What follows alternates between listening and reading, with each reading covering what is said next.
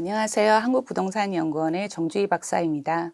제가 발표할 주제는 금융기관의 탁상자문과 AVM 활용에 따른 쟁점과 과제입니다. 2022년도 하반기에 수행한 과제인데요. 주요 내용을 중심으로 간략히 말씀드리겠습니다. 네, 목차는 서론, 금융기관의 탁상자문과 AVM 활용 개요, 현황, 쟁점과 과제로 구성을 하였습니다. 네, 먼저 연구 배경 및 목적입니다. 금융기관은 담보대출이 가능한지 여부를 사전에 검토하기 위해 탁상자문과 AVM을 활용하고 있는데요. 자연 발생적으로 시작된 탁상자문은 법 제도적인 틀 내에 있지 않고 2012년 6월 이후 방식의 변화도 있다 보니 논란과 쟁점이 많은 실정입니다. AVM의 경우 국내에서 법 제도적인 개념이 최근 정립되었고 대외비적인 정보가 많아서 정확한 파악이 쉽지 않은 측면이 있습니다. 이에 본 연구의 목적은 금융기관의 탁상자문 및 AVM 활용에 따른 쟁점 및 시사점을 살펴보고 향후 과제를 논하는 것입니다. 연구 범위와 방법은 참고하시면 되겠습니다. 제2장 금융기관의 탁상자문과 AVM 활용 개요이고 금융기관의 담보평가 개요, 탁상자문 개요, 그리고 AVM과 담보가치 산정 서비스로 구성을 하였습니다. 탁상자문의 개념과 관련해서 선행연구나 정부 보도자료에서 언급한 내용을 정리한 표입니다. 탁상자문은 감정평가 업계의 실무상 용어로 금융기관이 정식 감정평가를 의뢰하기 전에 평가법인에게 담보물의 경제적 가치를 계략적으로 추정토록 하는 것이며 현장 조사 없이 무상으로 서비스를 제공하고 있다 정도로 요약할 수 있습니다. 그렇지만 정확한 개념은 정립되지 않은 상태이고요. 2012년도에 문서에서 구두로 방식이 변경되면서 혼란스러운 측면도 있습니다. 2022년 11월 국토교통부는 AVM과 관련해서 실무기준을 개정했습니다. 윤리 부분에서는 AVM, 즉 자동가치 산정 모형의 정의, 감정평가와의 관계, 활용시 유의사항을 신설을 하였고 감정평가서의 기재사항 부분에서는 활용 결과를 기재할 수 있는 근거를 마련하였습니다. 여기서 AVM과 감정평가의 관계가 중요한데요. 이 표를 보시면 평가법인들은 감정평가의 효율성 제고를 목적으로 AVM을 활용할 수 있으나 감정평가의 보조적 수단으로 활용하여야 하고 AVM에 의한 추정가치는 감정평가액으로 볼 수 없다라고 명확히 규정하고 있습니다. 제3장 금융기관의 탁상자문과 AVM 활용 현황입니다. 금융기관의 탁상자문과 AVM 활용 관련 정책 현황, 그리고 탁상자문 관련 현황, 그리고 AVM 관련 업체 현황, 담보대출 현황 분석으로 구성을 하였습니다. 최근 5년간 AVM 관련 주요 업체 현황을 요약해 보았습니다. 2012년부터 2015년 전후로는 부동산 매물 정보를 제공하는 서비스 업체가 등장하였다면 2017년 이후부터는 추정 가격을 제공하는 플랫폼이 다수 출시되었습니다.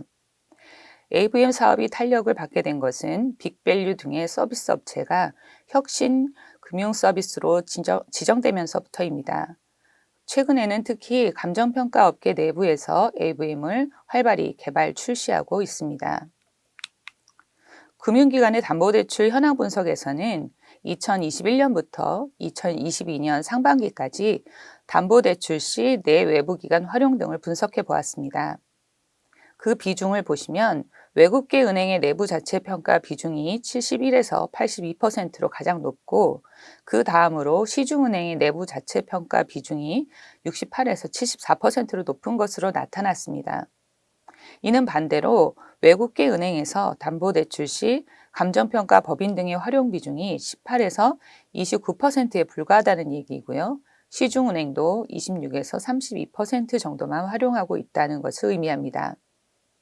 이 밖에도 담보대출 설정 건수 및 설정 금액, 내부 감사 등 관리 현황, 내부 자체 평가를 위한 인력 현황, 또 사후 리스크 관리 및 담보가치 재산정 방법도 분석을 하였으니 보고서를 참고하시면 되겠습니다. 네, 제4장 금융기관의 탁상 자문 및 AVM 활용에 따른 쟁점과 과제입니다. 향후 과제는 단기와 중장기로 구분을 하였습니다. 쟁점 및 시사점에서는 먼저 탁상 자문의 개념을 정립하였습니다. 탁상 자문이란 감정평가 활동 사전 단계에서 금융기관의 원활한 대출 업무를 돕기 위해 실지조사 없이 진행되는 계략적인 시가 추정 행위라고 할 수 있습니다. 문서 탁상 자문은 문서를 통해 제공하는 것을 지칭하며 구두 탁상 자문은 구두로 일정 범위에서 추정치를 제시하는 것을 말합니다. 다음으로 문서 탁상 자문과 정식 감정 평가를 비교해 보았는데요. 결과물의 명칭과 분량, 요건, 수행자, 서명 유무 등에서 차이가 있습니다. 다음으로 탁상 자문과 AVM을 비교해 보았는데요. 탁상 자문은 문서와 구두로 구분하였습니다. 탁상 자문과 달리 AVM은 최근 실무 기준에 규정되었고, 문서 탁상 자문의 경우 무상으로 계략적인 추정 가액을 제공하더라도 그 결과를 가액으로 표시하는 것이므로 감정평가에 해당될 여지는 있습니다.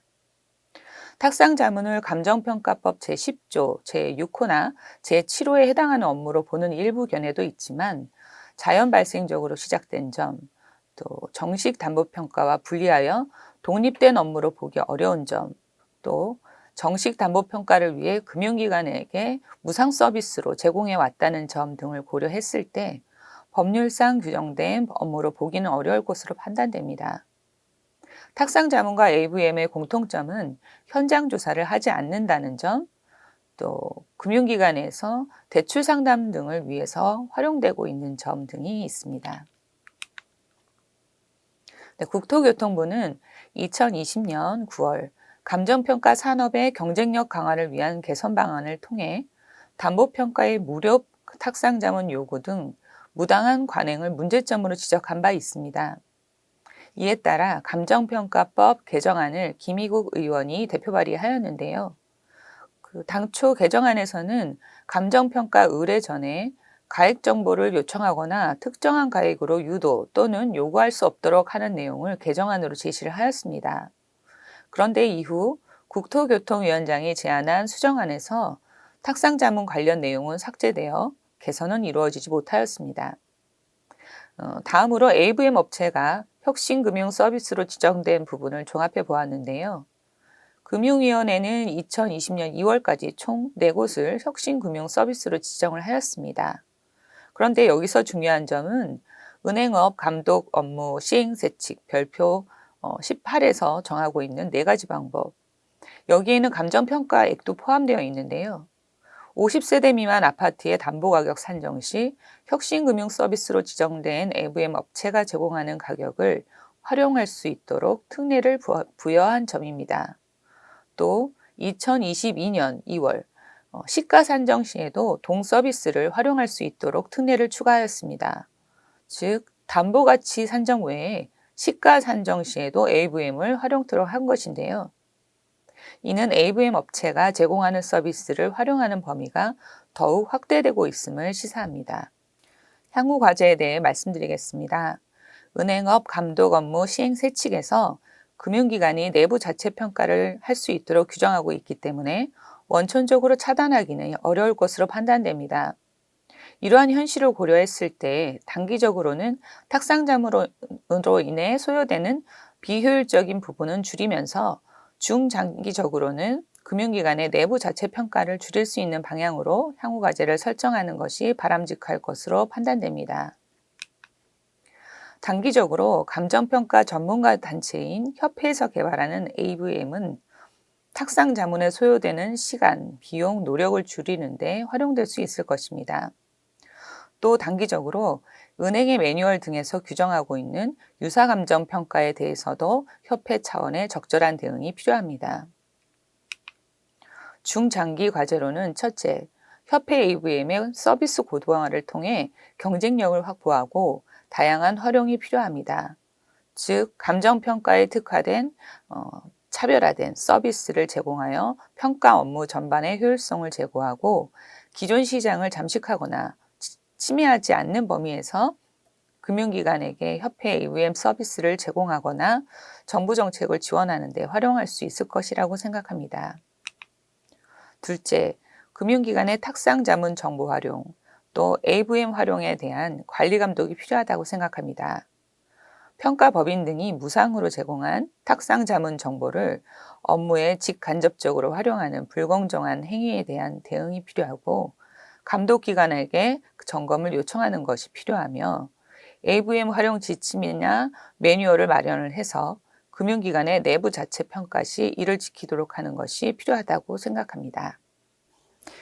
본 연구는 여러 논란과 쟁점을 가지고 있는 AVM과 탁상 자문을 주제로 해서 여러 시사점과 과제를 살펴보았습니다.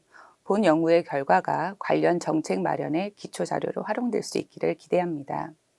특히 지금까지 자료 구독의 한계로 인해서 분석하지 못했던 그 금융기관의 담보대출 현황 부분을 여러 측면에서 분석을 해 두었습니다. 연구원 홈페이지를 참고해 주시면 감사하겠습니다. 이상으로 발표를 마치겠습니다.